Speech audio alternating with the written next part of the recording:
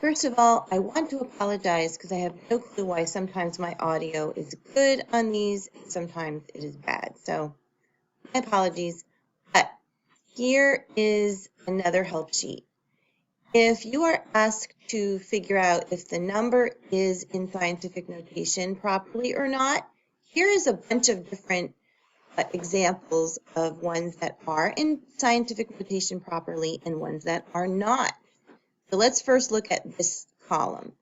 I have a number, a multiplication sign, a number 10, and an exponent. Same thing here.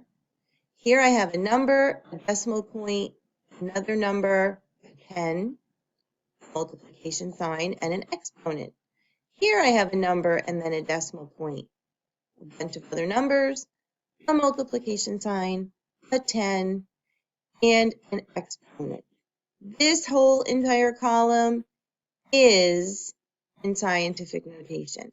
So if you want to see what some examples of numbers are that are in scientific notation, come look at this sheet. This is a yes. Now let's look at some examples of numbers that are not in scientific notation. This number is not in scientific notation because it has a decimal point first and then a number. And it has to be a number and then a decimal point. This is not in scientific notation because it has two numbers in front of the decimal point. And we can only have one number in front of the decimal point. This number is not in scientific notation because it only has three numbers after the decimal point and no numbers before. It has to have a number before. This number is not in scientific notation. It does have a number in front and a decimal point, but it has 100 as a base.